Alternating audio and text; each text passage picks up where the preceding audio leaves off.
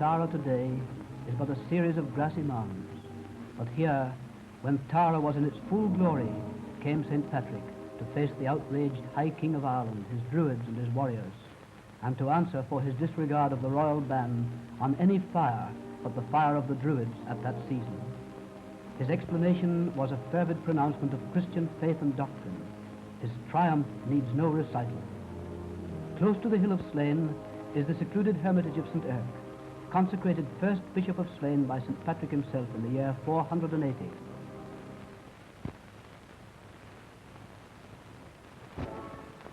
Back now in the County Down, and on a little island in Strangford Lough, we find the interesting ruins of the Celtic monastery of Nendrum. This monastery was founded sometime before the year 450 by St. Mahee, another Ulster convert of St. Patrick, and was sacked and burned by the Danes.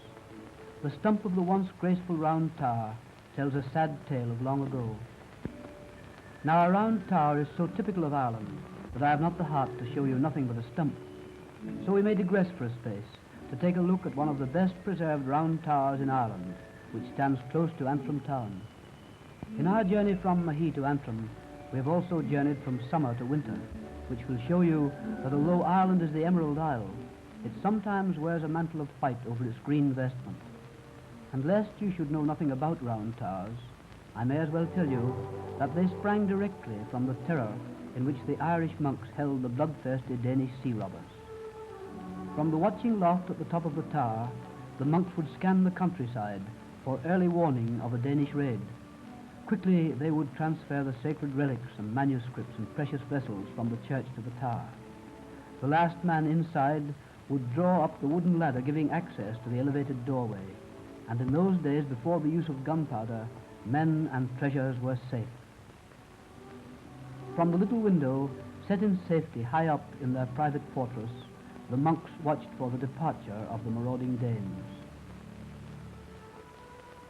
Many a priceless specimen of Irish ecclesiastical art owes its existence to a round tower.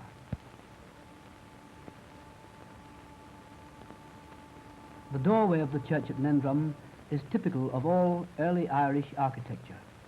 The use of the arch was not known at that time, and doorways were headed by a single massive lintel stone. To help to sustain the weight of these great stones, the doorway was usually built narrower at the top than at the bottom.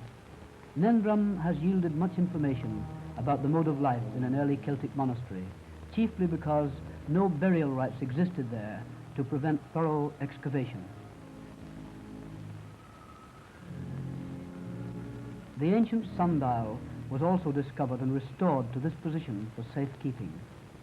This dial does not record the hours of the day, but the times of prayer and meditation.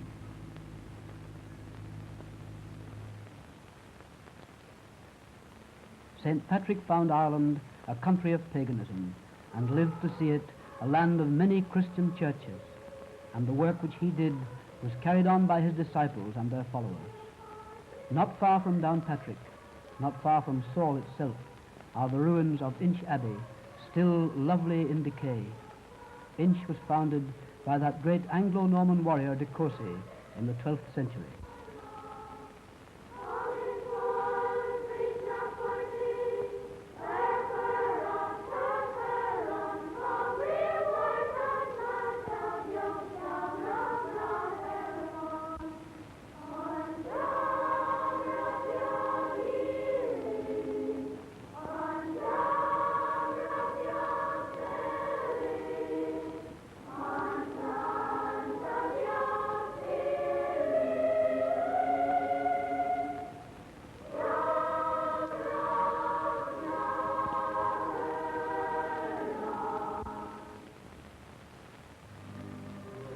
It is Armagh that I love, my dear Thorpe, my dear hill. These are the very words of St. Patrick, the very cry of his heart. And today, on the hill where St. Patrick built a wooden church, stands the ancient cathedral of the Church of Ireland.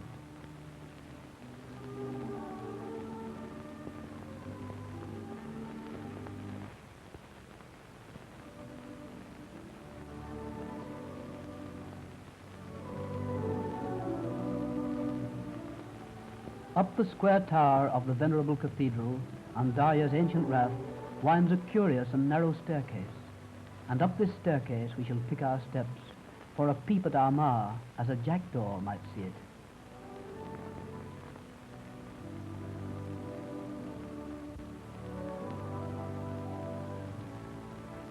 Wheel-like, the ancient city spreads itself round the cathedral, and a pretty touch is given to our view by the hour at which we are enjoying it. For it is early morning, and the good citizens of Armagh are just lighting their fires, and most likely thinking about breakfast. Below the tower of the cathedral, we see the spot where Brian Boru was buried, the Danes at Clontarf. My soul to God, and my body to Armagh, were the last words of Brian Boru. Though time may pass, the name of Brian Boru will endure forever in the hearts of the Irish people.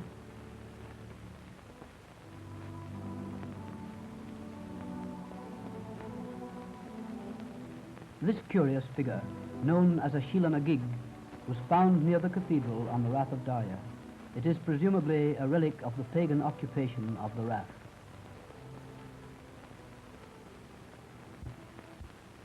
The graceful twin spires of the Roman Catholic Cathedral of St. Patrick soar upwards to the heavens.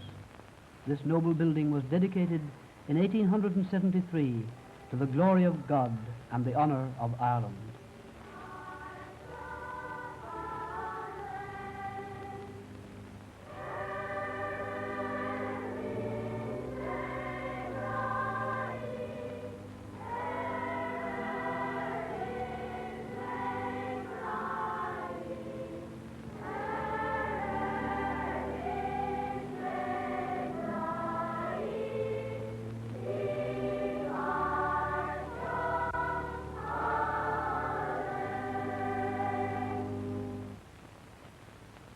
Nearby, just off the old coach road to Dublin, is St. Patrick's Holy Well, which overflows miraculously at midnight every 29th of June.